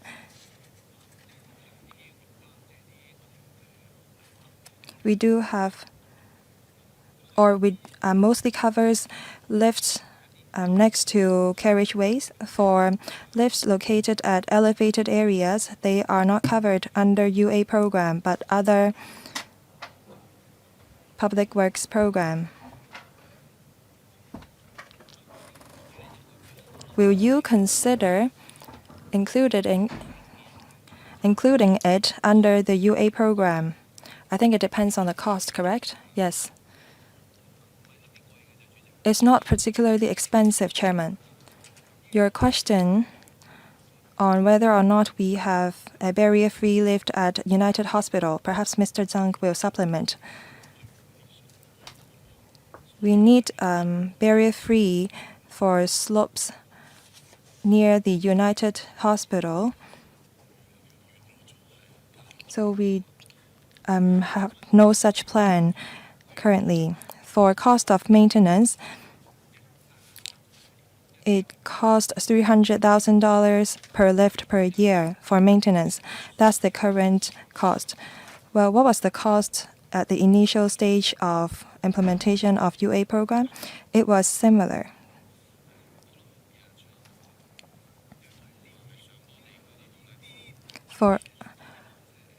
It mostly has to do with electricity fee. I hope that for uphill lift, the government will consider including them under the UA program. Mr. Tang's concern is very clear. We hope that lift assisting people going upslope can be implemented. Mr. Chang, we have to look at the cost effectiveness. I don't see a list covering the utilization rate of the lift, because from my observations, there are some lifts that are rarely used. You should have an assessment on the utilization rate. Say, for example, how many people are using the lift per hour. Otherwise, we are unable to assess whether or not we should construct a lift at a particular area. And with so many lifts constructed, what is the total cost? And is there any variation between different lifts in different locations? We don't know of relevant information. We always only get the total figures. The first phase was implemented in 2012. There are still some projects under the first phase that are still ongoing. Over 10 years have passed. Have you looked at where the problem lies with these projects? Will you further adjust the program to expedite the construction progress? It's easy to construct a lift, but maintenance is very difficult. We have a shortage of manpower to maintain and repair the lifts. If you construct so many lifts so fast, I'm worried about the quality of maintenance because there are very few people joining the industry. Will you identify suitable people from the Vocational Training Council to join the industry? Because if that's not the case, then with more lifts, the safety hazards will increase because there is no one to maintain the lifts. Thank you. Mr. Ng, thank you for your question.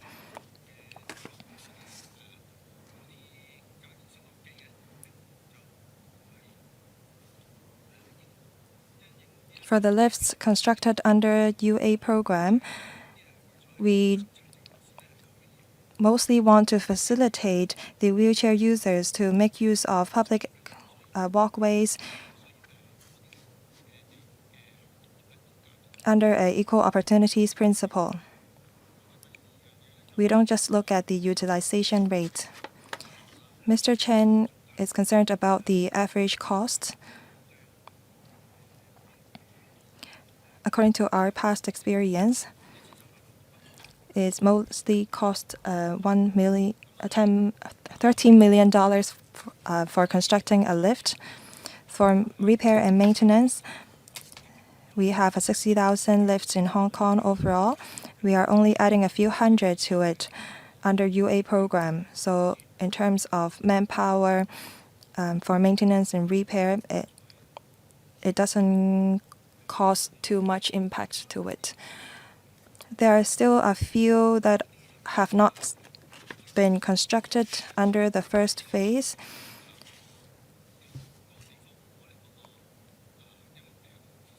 That's because of the underground utilities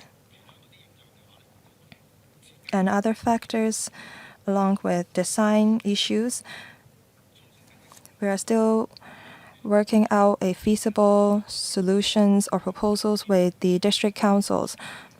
So we are trying to complete the remaining projects. Thank you. Mr. or Dr. Ngaman Yu. Thank you, Chairman. What is the future for the UA program? For government-owned land, say those owned by the Housing Authority and the Link REIT, there is need for barrier-free access facilities. Will you include these areas under your UA program?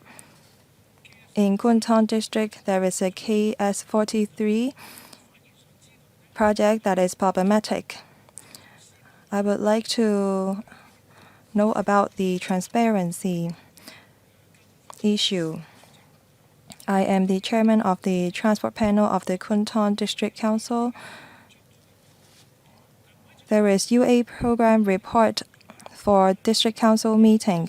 The highways department always told us that they have talked to the stakeholders and that the KS43 will be completed in the fourth quarters. But then we were told that the contractors was suffering financial difficulty. That is why the lift could not be completed. We only learned of this in March, or actually, the problem emerged in March, but we were only told in September. The Highways Department did not inform us in the meetings in May or July. We have no ways to find out when the lift will be commissioned under this KS43 project. Thank you. For the first question of Mr. or Dr. Ngan as to whether or not we will expand the coverage of UA program, including PRH estates under Housing Society.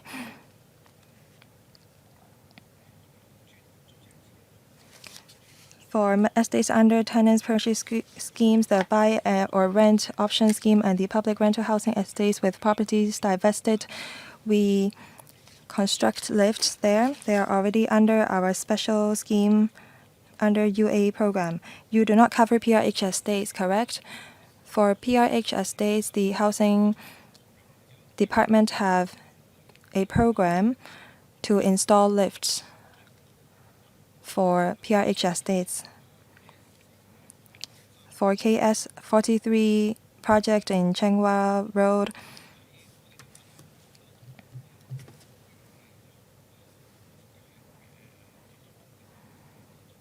we have close liaison with the district council and we report the progress of UA program to them regularly.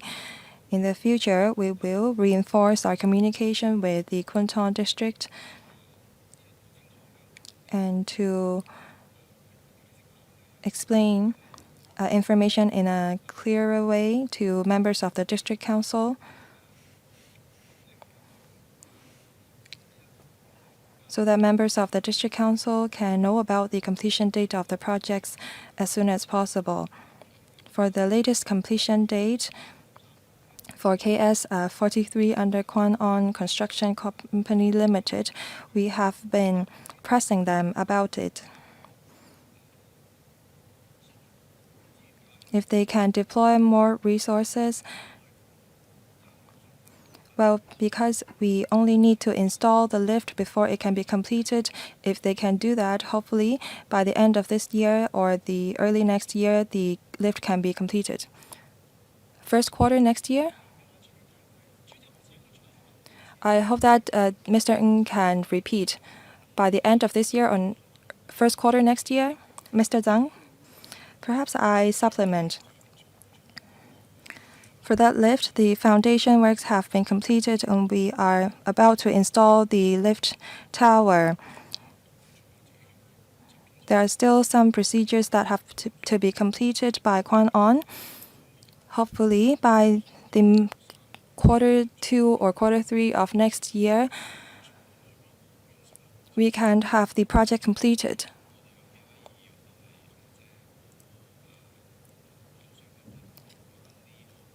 There are quite a number of members who would like to follow up on this KS43 project. Apart from communicating with Kwun Tong District Council, please also keep our members updated. Thank you. Mr. Yim Kong, thank you. Everyone supports this UA program, but it does not cover private residential developments. The name of this program is Universal Accessibility 1. people living in private residential developments need barrier-free access as well. Will the government improve the public-private partnership? For the parts that are open to the public under private residential developments, can it be included under the UA program?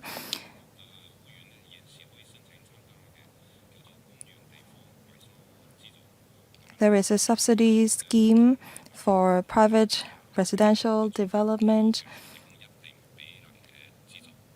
that is called OBB. 黃 Ms. Amy Wong, thank you for your question. Mr. Yim, we still have half of the items under UAP yet to be complete, and it's something we have to work on right now. Mr. Yim suggested including private developments. Honestly speaking, we have reservations because we talk about the use of public funds. At this stage, we will use our resources to complete all the items we have first before we consider others. Now I'm talking about areas or walkways within these private developments open to the public. Well, there is the question of who's responsible for maintenance and also respective liability. There are a lot of issues to be considered. So first deal with our outstanding items first. We have over 100 of them. But you can even cover home ownership scheme developments, right? No. HOS not included. Any follow-up, Mr. Yim?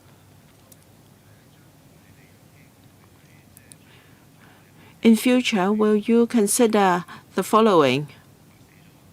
Don't say no categorically. We have public open space in private developments as well. Can you consider strategic locations in the future and consider including them as suggested by Mr. Yim, because you can benefit the disabled as well? Can you consider this feasibility in the future? Yes, suggestion noted. Mr. Stanley Lee. This is really a very good policy.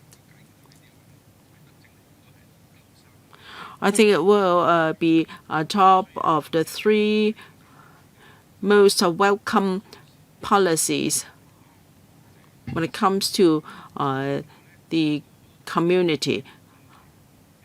Because after all, this issue is very close to the heart of many people. I'd like to know the number of items under consideration but not yet put on your program. How many of them do you still have? When phase 1 was launched, I suggested 1 location as well. And it's now already commissioned. I have seen the lift myself. So the government first employs a consultant, which will go and look for contractors. As a result, we have 1 or 2 consultants overseeing all the projects for the government. This has caused delays in the works. Of course, according to the paper, you are using MIC that may be able to shorten the construction time. If you share out the projects among various contractors or a few contractors, can you then shorten the construction time? Now, for some of the sites, they are in tenant purchase scheme developments, and sometimes the link REIT is also involved, and you need to negotiate with them. can you discuss with these organizations in one go instead of working on individual projects with them? For locations identified, the process is relatively speedy, but once the ground is dug up, then the underground utilities may complicate the project. Perhaps you should confirm the underground situation first before you choose a certain item. Then it will be easier for you to manage the expectations of the public. Oh, will we cause slippage when it's found that underground utilities is rather complicated? As said, we have now pre-construction planning and pre-construction works to verify whether the underground utilities situation can allow us to carry out the works. Secondly, can we bring in more contractors? For members' information, we have got 29 projects working on different lifts. There are 27 different contractors. So there's no question of one contractor being responsible for all the contracts, thinning out resources. Okay, thank you. What about locations under the management of Link REIT? Can you discuss with the Link REIT all those locations in one go? Thank you. In fact, the Link REIT is our major partner. And of course, we've also got colleagues of the housing department. The first step is to discuss with their management to work out the principles first. But then when we sign the site contract, we have to go to the estate management. Usually, during earlier discussions, Link REIT will give us its full support, but when it comes to individual projects, they need to, consult legal advice, etc. Mr. Yu Pak Leung, I fully agree that this is a very good policy because it can provide barrier-free access for our community, and the UA program has done a lot to make Hong Kong a barrier-free access city. Members are concerned about the works program progress and management and maintenance, etc. It was first launched in 2012, and you have expanded the scope for a number of times. And the paper also mentioned improvement measures. My primary concern is cleanliness. You have already commented on the maintenance cost. The maintenance cost is about $300,000 per year per lift. My primary concern is cleanliness because it's not just local residents who need barrier-free facilities. Many visitors, many tourists have given us the thumb up for our barrier-free access facilities. During the summer, some visitors came with their children, many kids on buggies, etc. Now, people like to walk around the city nowadays when they visit Hong Kong, and they find the barrier-free access facilities are very convenient, and that represents a progress of Hong Kong. Why am I so concerned about cleanliness? Some lifts are more frequently used than others. The cleanliness of the lifts is going to impact on our image. For some lifts, the cleanliness situation is not very good. Honestly speaking, for the lift on the Thames site to the MTR station, it is not really very clean. So do you have one single contractor to clean all lifts, and how frequently is it done? Will you cooperate with the FEHD when the contractors or the workers are cleaning the streets? They may as well clean the lifts as well. It helps to have good materials to reduce the accumulation of dust and dirt, but more frequent cleaning does help. We do have division of labor with FEHD. FEHD is responsible for the cleanliness of the cars. And if there is a vomit or other refuse, FEHD will clean it. And as for the lift towers, we are responsible for the cleaning of the cars. FEHD contractors are responsible for the landing. Do they do it every day? If it's really daily cleaning, the condition will not be like that. I think many of them have not been cleaned for a long time. Do you have any monitoring? The contractors will monitor their workers. You're talking about the lift cars inside, not outside. We have random inspections to monitor the performance of contractors. Thank you.